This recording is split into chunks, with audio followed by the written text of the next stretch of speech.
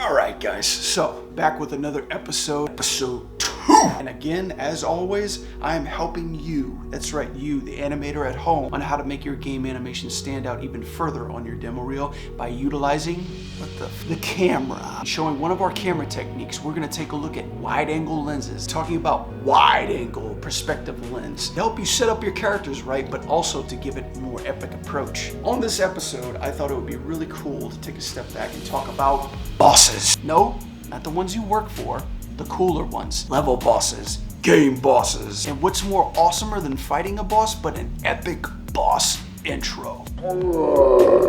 Boss fights have been around since the beginning of video games, whether it be jumping over the King Koopa to hit that axe or saving our fair princess from a giant crazed monkey. Every level ends with a bang, so should the game itself.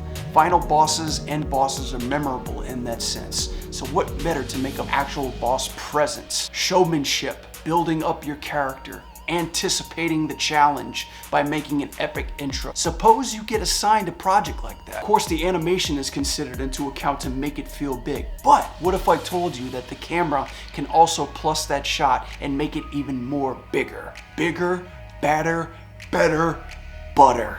We want that butter. So I'm gonna take a look and show you an example of how we can use our camera language to help increase that epic entrance. So jumping right into it, Lisa and Brick are both in the scene together.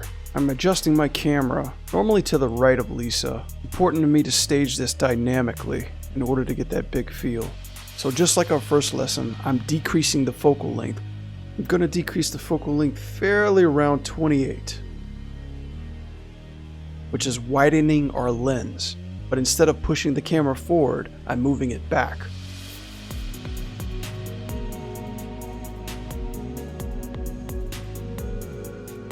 I'm adjusting the focal length barely about 3 frames.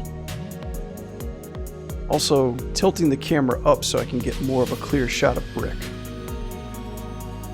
Like Brick, who's supposed to be big and almighty, the camera won't move as fast, almost work parallel with Brick in his speed and in his movement. Now as my camera is going, I'm starting to look at my 2 players in my shot.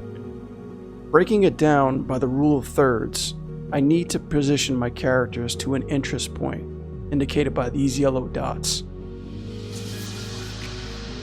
So I start to adjust my camera accordingly, making sure they're both at an interest point as I'm continuing this camera animation. Simple and to the point. That's just one method of making Brick feel big while following Lisa on her way back. Another option, what I'd like to do is position the camera straight behind Lisa in the middle and pedestaling from bottom to top. This is usually called the obstacle shot. You've seen it on a lot of highlight movie posters. This is a good indication of the challenges right in front of our hero. For this shot, I'm going to be raising the focal length up a bit into a telephoto, and then slowly decreasing into a wide angle. But by utilizing the camera, we can give it a nice tilt, working up Lisa's back and ending on the profile of Brick. So not just a tilt, I'm also going to add a pedestal effect to the camera. That's going to be raising up in TY across Lisa's shoulders. This gives a striking reveal of the opponent that she's about ready to face.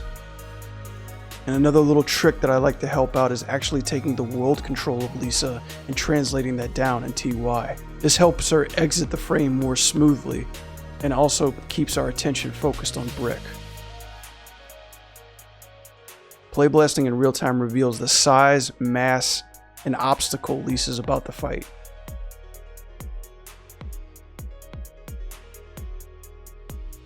Now for this last trick, I'm going to take the camera and move it from another perspective, which is Brick.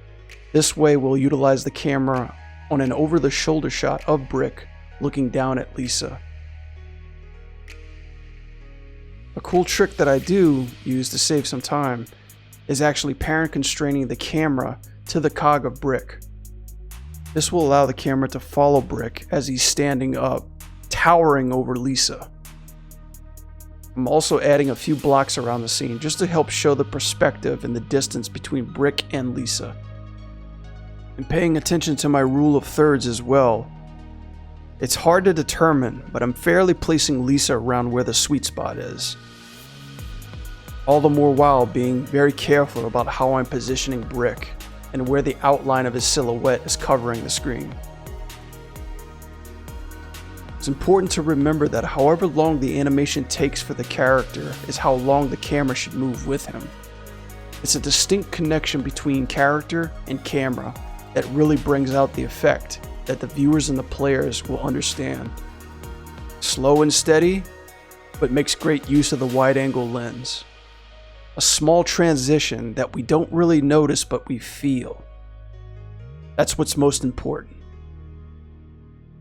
By controlling the camera around your characters, you can make an epic moment that resides with the players. We as gamers want those moments in a video game, whether it be in an epic boss fight, the opening of a chapter, the beginning of a new story. We want to remember and cherish those moments. And that's a wrap for episode 2 on camera plussing. That has been your Anim tip of the day. Take it and go.